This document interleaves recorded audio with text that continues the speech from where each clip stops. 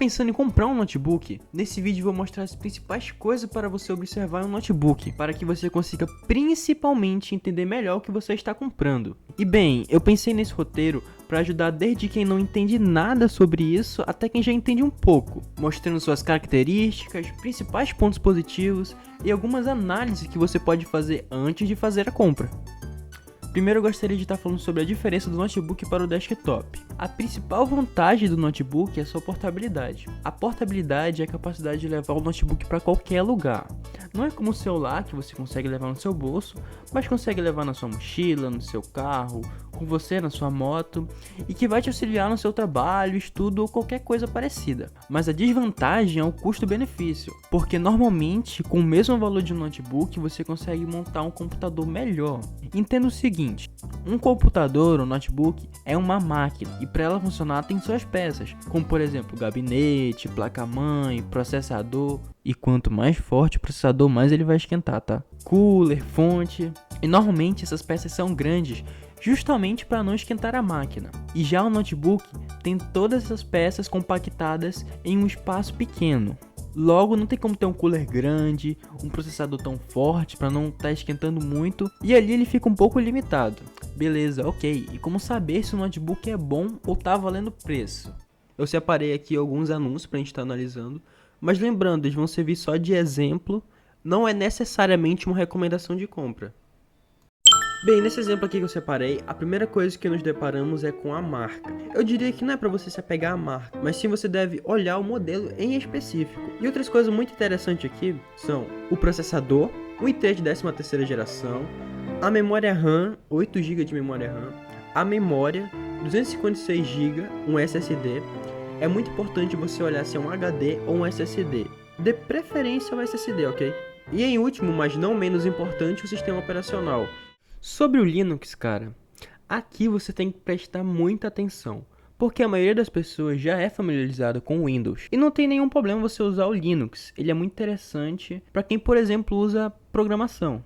Mas ele não é tão intuitivo quanto o Windows. E provavelmente você vai querer mudar do Linux para o Windows. E não se assuste, porque mudar para o Windows não é tão difícil assim. Tem um monte de tutorial aí de instalação no YouTube mesmo. A questão é que a licença original não é barata. Tipo, passa fácil dos R$800. E principalmente para empresas, utilizar versões não oficiais não é uma opção viável, já que o risco de complicações legais processos é real. Resumo da obra. Se puder, já compre um notebook que venha com Windows de fábrica. Vai te poupar tempo, esforço e problemas lá na frente, tá? E ali embaixo nós podemos ver as informações adicionais. E aqui você consegue ver praticamente tudo sobre o notebook. Algumas informações já mencionadas como o processador, a memória RAM e o sistema operacional. Mas uma coisa que você pode ver aqui que é muito importante é a taxa de atualização e a resolução de tela. Outro exemplo. E como no outro ele nos apresenta a sua marca, o seu processador que agora é um i5 de 13ª, memória RAM 8 GB, memória 512 GB SSD, sistema operacional, que nesse caso aqui é o Windows 11, e também tem suas informações adicionais aqui. E a principal diferença desse para o outro é que nesse a gente tem um i5 de 13ª, o outro era um i3 de 13ª. O dobro de memória, a gente tem a mudança do sistema operacional, que o anterior era Linux, esse é o Windows 11. E nas informações adicionais nós podemos ver que ele tem 120 Hz de taxa de atualização, o outro era somente 60. E obviamente os dois têm sua diferença de preço. Muito bem, a gente analisou aqui o anúncio, mas o que a gente faz com essa informação? Sabendo todas as especificações do notebook, você tem como comparar com outro.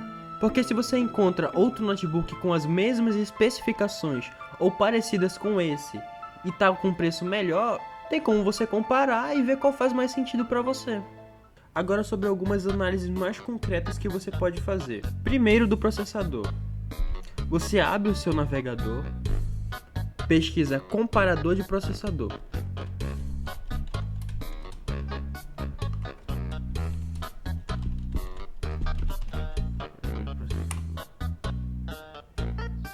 Entra no site e coloca os processadores do notebook para você comparar.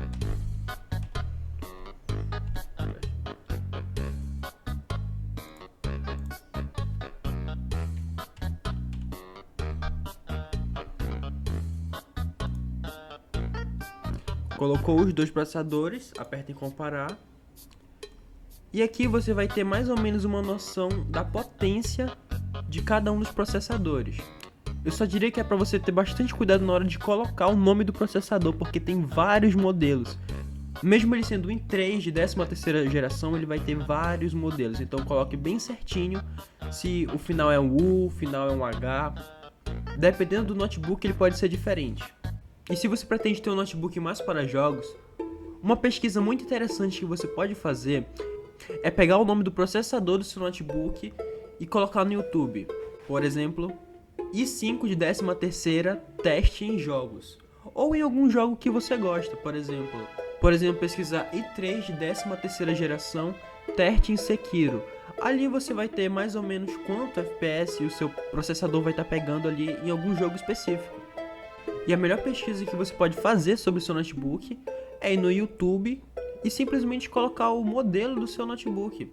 No YouTube mesmo vai aparecer várias reviews sobre o notebook.